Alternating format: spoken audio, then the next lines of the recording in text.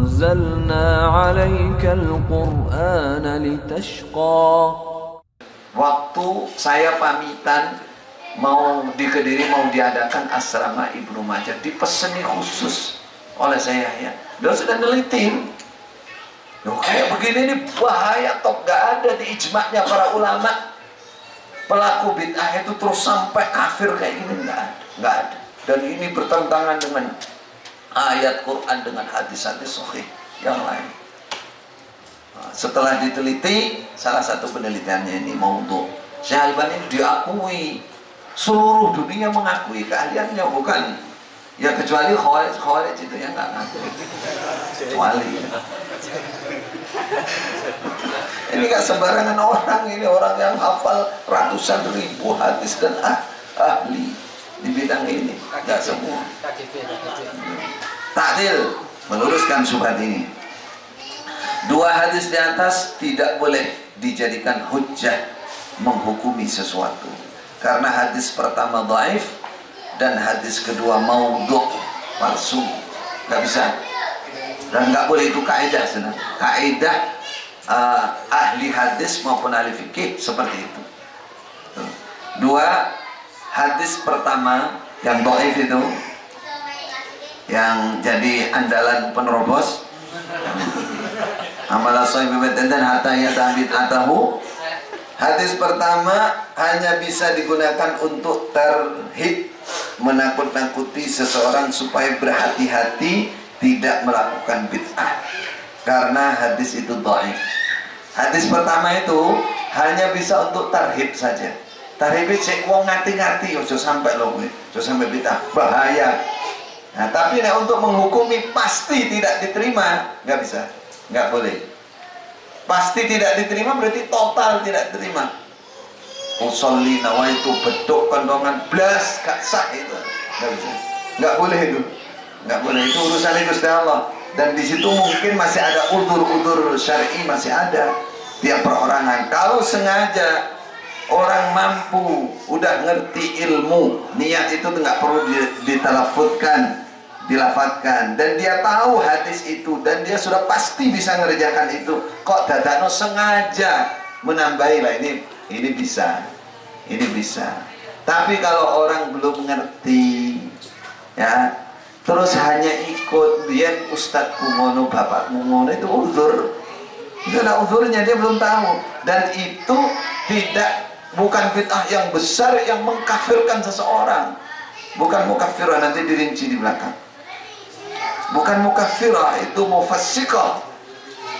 Orang yang ngerti pun itu bukan sampai mukaffirah, mufassiqah, pelanggaran. Nah, ini hadis kedua. Hadis pertama hanya bisa untuk tarhib.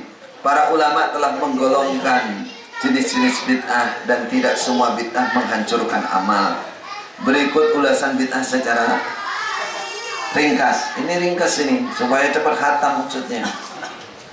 Bid'ah, definisi secara bahasa, sesuatu yang baru dibuat tanpa ada contoh sebelumnya.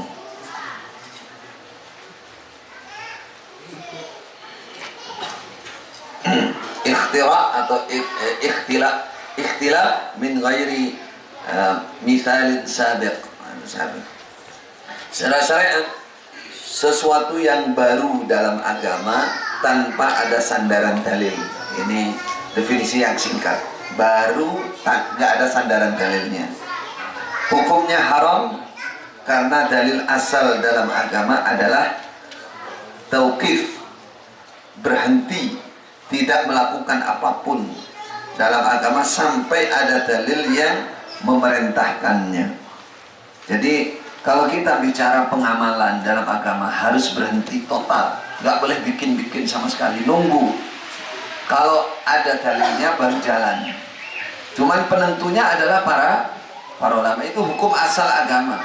Sehingga orang kalau sudah tahu, satu, tahap awal tidak beramal kalau belum mengerti dalilnya. Yang kedua, naik beramal persis dalil. Udah, namanya tauqifiyah. Lebih dari itu bid'ah. Lebih dari mengamal tanpa dalil bid'ah. ada dalilnya, ditambahi, dikurangi, dicampuri, bid'ah. Itu definisi asal. Klasifikasi bid'ah dalam agama, bid'ah dalam akidah. Ini dari isi, maudhu'nya, masailnya, perbuatannya. Itu ada namanya bid'ah dalam akidah, bid'ah i'tiqadiyah. Yaitu memiliki akidah atau meyakini sesuatu yang tidak sesuai dengan hal-hal atau akidah yang sudah ditentukan oleh Allah Rasul. Seperti bid'ah tamthiliyah, tamthil, menyamakan sifat Allah dengan makhluk. Misalkan yadullah, tangan Allah, alal jamaah, misalkan yadullah fawqa aydihim, terus dia bilang tangan Allah samalah dengan tangan kita, cuman besar. Nah, ini bid'ah tamthil, ini syirik. Syirik itu menyamakan Allah dengan makhluk, termasuk zatnya, sifat zatiyahnya Allah disamakan, itu syirik. Nah, bid'ah tamthil tadi, tapi ini bicara masalah apa? Akidah. Yang benar apa? Tadi dalilnya, laisa kamitslihi syai'un wa huwas samiul basir. Tidak ada yang sama dengan Allah, baik zatnya maupun sifat-sifatnya. Terus menyamakan sifat Allah. Ta'til, ta'til, menafikan sifat-sifat Allah. Menafikan sifat-sifat Allah. Ini berangkatnya karena dia takut menyamakan sifat Allah dengan makhluk. Ini kalau sampai al-basar, basir dimaknai melihat, berarti kita mengatakan Allah itu punya mata seperti mata kita. Berarti ini syirik. Kalau begitu nggak boleh dimaknai, ini harus dikosongkan. Udah basir ya, supaya basir boh mana nih apa? Tak tidak ada mu'attilah kayak gitu, karena takutnya dia tahu kif, dia berhenti, nggak mau dia. Mau dibaca gitu tak, nggak mau bahas maknanya. Ini namanya bid'ah ta'til, mengosongkan sifat Allah sama dengan menafikan zat Allah. Apa? Kafir. Kafir. Percaya iman kepada Allah itu, zatnya Allah itu harus dipercaya juga, sifatnya harus dipercayai, sama dengan percaya kepada zatnya. Dan menafikan qadar, contohnya golongan qadariyah. Tapi ini hukum secara umum lah ya. Kalau takfir muayyan harus dipanggil orangnya, kenapa kamu begini, kenapa. Kalau menghukumi secara umum, orang tidak percaya kepada qadar, kafir. Karena itu rukun iman yang ke 6. Nah, itu. Baik, ini apa tadi?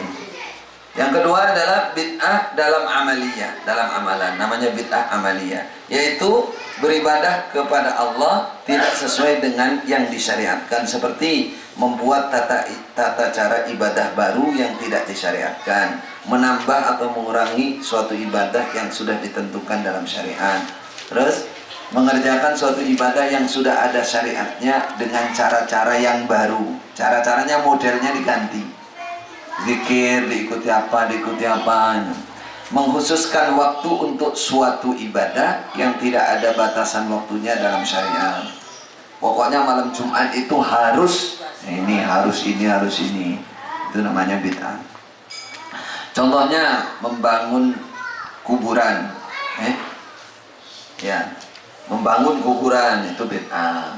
Soalnya sunnahnya apa? Diratakan. Ini malah dibangun. Membuat hari raya, hari besar selain yang sudah ditentukan dalam syariat, dan mengadakan perayaan-perayaan khusus yang tidak sesuai dengan syariat. Ini contoh-contoh bid'ah pengamalan.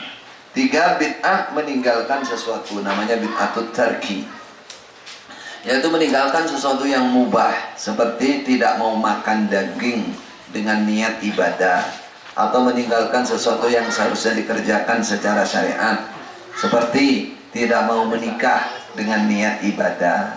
Ini at-tabattul. Ini sesuatu yang dia meninggalkan, tapi ini menjadi ada kaitannya dengan masalah ibadah. Aku nggak kawin supaya aku bisa sholat malam terus, misalkan. Ini bid'ah.